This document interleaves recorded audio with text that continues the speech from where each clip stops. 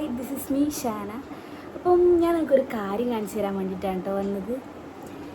ഏകദേശം ഒരു 5-6 വർഷങ്ങൾക്ക് മുൻപ്, അതായത് 2019-20 കാലഘട്ടത്തിൽ നിങ്ങൾക്കൊക്കെ കിട്ടിയതുപോലെ, ഇപ്പോൾ SSLC എഴുതിയവർക്കൊക്കെ കിട്ടിയതുപോലെ എനിക്കൊരു സർട്ടിഫിക്കറ്റ് കിട്ടിട്ടോ.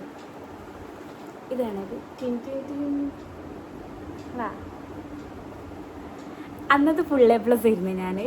ഞാനൊരു ടിപ്പിക്കൽ പഠിപ്പിയായിരുന്നു. അതുകൊണ്ട് തന്നെ അന്ന് ഫുൾ A+ വാങ്ങാൻ പറ്റി. നമുക്ക് എല്ലാവർക്കും ഒരു സ്റ്റോറി ഉണ്ടാവും. നമ്മളെ സ്റ്റോറിയിൽ നായകനാരാണ് അല്ലെങ്കിൽ നായിക ആരാണ്, അത് നമ്മളാണ്. നമ്മളെ എതിരുള്ള ക്യാരക്ടർ അല്ലെങ്കിൽ എനിമി ആരാണ്, അത് നമ്മുടെ ശത്രുക്കൾ തന്നെയാണ്. നെഗറ്റീവ് ക്യാരക്ടേഴ്സായിട്ട് നമ്മളെതിരെ നിൽക്കുന്നവരുടെ കൂട്ടുകാരോ അവരുടെ ഒപ്പം നിൽക്കുന്നവരോ ഒക്കെ ആയിട്ട് ഒരുപാട് ആൾക്കാരുണ്ടാവും. അപ്പം നമ്മുടെ ലൈഫ് എന്ന് പറയുന്നത് നമ്മുടെ ഒരു സ്റ്റോറിയാണ്, നമ്മുടെ ഒരു സിനിമയാണ്. അങ്ങനെ ടീച്ചേഴ്സൊക്കെ പറയുന്നത് പോലെ ആദ്യത്തെ ട്വിസ്റ്റ് എപ്പോഴാണ് വരിക? 10ാം ക്ലാസ് കഴിയുമ്പോഴല്ലേ. അങ്ങനെ 10ാം ക്ലാസ് കഴിഞ്ഞതിന് ശേഷം എൻ്റെ ഒരു ലൈഫിലുള്ള ഒരു ട്വിസ്റ്റ് വന്നു. +1 പോകണം. അപ്പം എല്ലാവരും 10ാം ക്ലാസ് ഫുൾ A+ കിട്ടുമ്പോൾ എല്ലാവരും പോലും ഇങ്ങോട്ടാണ് ബയോളജി സയൻസ്. അങ്ങനെ എല്ലാവരും പോണ മുറയ്ക്ക് ഞാനും പോയി അങ്ങോട്ട് ബയോളജി സയൻസിലേക്ക്. അങ്ങനെ പോയി. ഞാൻ മലയാളം മീഡിയം ആയിരുന്നു കേട്ടോ പഠിച്ചത്. മലയാളം മീഡിയം 1ാം ക്ലാസ് മുതൽ 10ാം ക്ലാസ് വരെ പഠിച്ച ആളാണ് ഞാൻ അന്ന് അത്ര ഫ്ലുവൻ്റായിട്ടൊന്നും ഇംഗ്ലീഷൊന്നും സംസാരിക്കില്ല. അങ്ങനെ ഞാൻ +1 സമയത്ത് എൻ്റെ കൂടെ ഉണ്ടായിരുന്നത് പകുതിയിലധികം കുട്ടികളും ഒന്നെങ്കിൽ ഇംഗ്ലീഷ് മീഡിയം പഠിച്ചവരാണ്, അല്ലെങ്കിൽ CBSE കഴിഞ്ഞ് വന്നവരാണ്. പിന്നെ നമ്മുടെ സിലബസ് കംപ്ലീറ്റ്ലി നമുക്ക് മാറും. നമ്മൾ മലയാളം പഠിച്ച അതുവരെ ത്വരണം, ആവേഗം, പ്രവേഗം എന്നൊക്കെ പഠിച്ച സാധനങ്ങൾ പിന്നെ ആക്സിലറേഷനായി, വെലോസിറ്റിയായി, അങ്ങനെ മൊത്തത്തിൽ മാറും നമുക്ക്.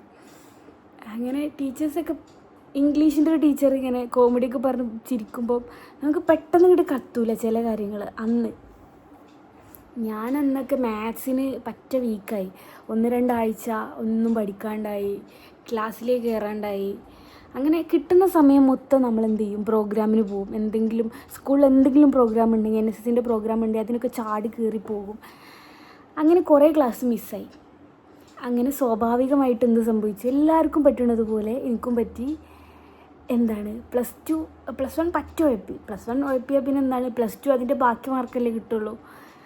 അങ്ങനെ 60 കുട്ടികളുള്ള ആ ക്ലാസ്സിൽ 30 കുട്ടികൾ ഫുൾ A+ പാസ്സായപ്പം എനിക്ക് കിട്ടിയത് ഒരു A+ ആണ്. അന്ന് ഞാൻ കരഞ്ഞ് മെഴുകിയിട്ട് യൂട്യൂബിലിട്ടൊരു വീഡിയോ ഞാൻ കാണിച്ചു തരാം. എല്ലാവർക്കും ഇങ്ങനെ കുറേ മാർക്കൊക്കെ കിട്ടി, അപ്പം മാത്രം മാർക്കിലാക്കുമ്പോൾ ഒരു സങ്കടം വരുമല്ലോ. അങ്ങനെ ഞാൻ ഹയർ സ്റ്റഡീസിന് വേണ്ടിയിട്ട് പോവുകയാണ്. ഹയർ സ്റ്റഡീസിന് പോകുമ്പോൾ എൻ്റെ ഒരു ആഗ്രഹം എന്താണെന്ന് വെച്ചാൽ ഗവൺമെൻറ് കോളേജിൽ തന്നെ പഠിക്കണം, ആ ഒരു വൈബ് കിട്ടണം, ഫ്രീ ആയിട്ട് പഠിക്കണം എന്നൊക്കെ ഉള്ളൊരു ആഗ്രഹത്തിൽ ഞാൻ ഗവൺമെൻറ് കോളേജിലാണ് കേട്ടോ കൊടുത്തത്. അപ്പോൾ എനിക്ക് ഉറപ്പാണ് ഞാൻ സയൻസ് ഏത് വിഷയം കൊടുത്താലും എനിക്ക് കിട്ടില്ല. കാരണം ഒന്നാമത് കൊറോണ ബാച്ചാണ് ഞങ്ങളുടെ. എല്ലാവർക്കും നിരത്തി നല്ല മാർക്ക് കിട്ടിയിട്ടുണ്ട്. എനിക്കാണെങ്കിൽ വളരെ കുറച്ച് മാർക്കേ ഉള്ളൂ. അപ്പം ഞാൻ നോക്കുമ്പം എൻ്റെ ഒപ്പം 10ാം ക്ലാസ്സിൽ ഇന്നേക്കാട്ടിലും മാർക്ക് കുറഞ്ഞ ആളുകൾക്കൊക്കെ ഹ്യൂമാനിറ്റീസിൽ നല്ല മാർക്കുണ്ട്. ഞാനവിടെ +2 ആകെ മൂഞ്ചി. അങ്ങനെ ഞാൻ നിൽക്കുന്ന സമയത്താണ് ഞാൻ മലയാളം കൊടുത്തു. ഡിസ്റ്റൻ്റായിട്ട് കൊടുത്തു. ആദ്യം എവിടെയും കിട്ടിയില്ല എന്ന് കണ്ടപ്പം ഡിസ്റ്റൻ്റായി കൊടുത്ത സമയത്ത് ഏറ്റവും അവസാനമാണ് എനിക്കൊരു കോളേജിൽ കിട്ടിയത്, SM കോളേജിൽ. ആ കോളേജിൽ അവസാനത്തെ അഡ്മിഷനായിട്ട് ഞാൻ അങ്ങനെ മലയാളം എടുത്ത് പഠിച്ചു. അങ്ങനെ 2ാമത്തെ ട്വിസ്റ്റ് വരികയാണ്. മലയാളം എനിക്കിഷ്ടമായിരുന്നു. മലയാളം ചെറുപ്പം മുതലേ ഇഷ്ടമുള്ളത് കൊണ്ട് തന്നെ നന്നായി പഠിച്ചു, കുഴപ്പമില്ലാണ്ട് പഠിച്ചു. വേറൊരു കഥ എന്താണെന്ന് വെച്ചാൽ ഞാൻ 6:30 ബസ്സിൽ കയറിയാൽ 9 മണിക്കാണ് ആ കോളേജിലെത്തുക.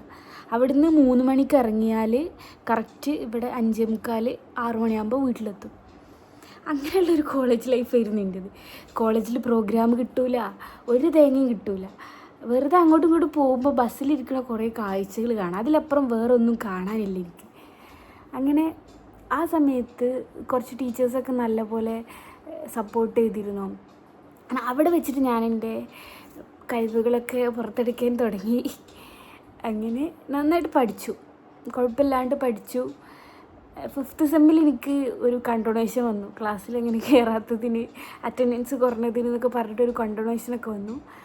എന്നാലും കുഴപ്പമില്ല. നമ്മൾ കഴിഞ്ഞിറങ്ങിയപ്പം 8th റാങ്കോട് കൂടിയിട്ട് കാലിക്കറ്റ് യൂണിവേഴ്സിറ്റി റാങ്ക് ഹോൾഡേഴ്സിൻ്റെ ലിസ്റ്റിൽ എൻ്റെ പേര് വന്നു. അങ്ങനെ ഞാൻ PGക്ക് പോയി. PG ഞാനിവിടെ കാലിക്കറ്റ് യൂണിവേഴ്സിറ്റി ക്യാമ്പസിൽ 4th റാങ്കോട് കൂടി അവിടെ അഡ്മിഷൻ കിട്ടി. അങ്ങനെ ഞാനിപ്പം ആലോചിക്കുമ്പം ഞാൻ 10ാം ക്ലാസ്സിൽ പഠിച്ച ആ ഫുൾ A+ഉം ഇപ്പം ഞാൻ നിൽക്കുന്നതും തമ്മിൽ എന്തെങ്കിലും ബന്ധമുണ്ടോ എന്ന് ഞാൻ ഇടയ്ക്ക് ആലോചിക്കാറുണ്ട്. എനിക്ക് തോന്നുന്നില്ല. ഞാൻ മാത്സ് അന്നൊക്കെ ഞാൻ ആരോട് ചോദിച്ചാലും പറയാം കെമിസ്ട്രിയിൽ എനിക്ക് ഗവേഷണം ചെയ്യണം, സയൻറ്റിസ്റ്റ് ആവണം, അങ്ങനെയൊക്കെ ആയിരുന്നു. എനിക്കന്നേ മാത്സിലൊന്നും വലിയ ബുദ്ധിയില്ലെന്ന് എനിക്ക് അറിയായിരുന്നു. പക്ഷെ എന്തുകൊണ്ടോ ഞാനെന്തോ എല്ലാവരും അതെടുക്കുന്നു എന്നുള്ള റീസൺ കൊണ്ട് ഞാൻ സയൻസ് എടുത്ത ഒരാളാണ്. ഇപ്പം ഞാൻ ആലോചിക്കുമ്പം ഈ ഒരു പേപ്പർ കഷ്ണം ഉണ്ടല്ലോ, ഈ പേപ്പർ കഷ്ണം കൊണ്ട് എല്ലാവർക്കും അങ്ങനെ വലിയ കാര്യം ചെയ്യാനുണ്ടോ എന്ന് അറിയില്ല. പക്ഷേ അത് മാത്രമല്ല നമ്മളെ ലൈഫിനെ ഡിസൈഡ് ചെയ്യുന്നത് എന്ന് തോന്നുന്നുണ്ട്.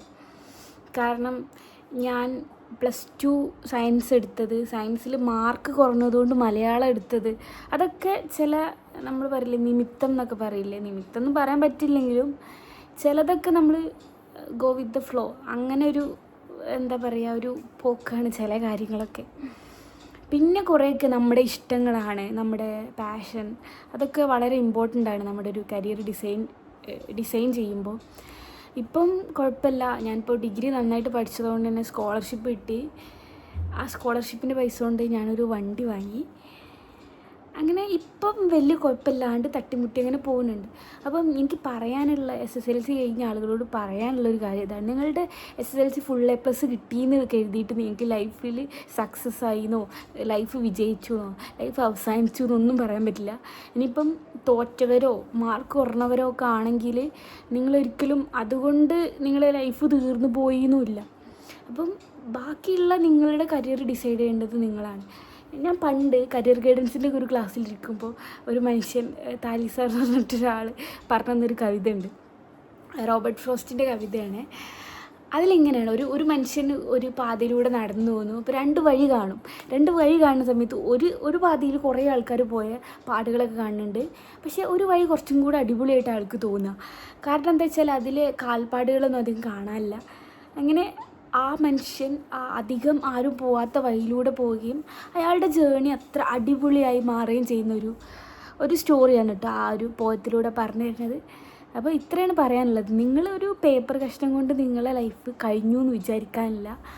മേ ബി നിങ്ങൾക്ക് നിങ്ങളുടെ റൈറ്റ് പാത്തിലെത്തുന്നത് വരെ നിങ്ങൾക്ക് ചിലപ്പം ഡിഫിക്കൽട്ടീസ് ഉണ്ടാവാം.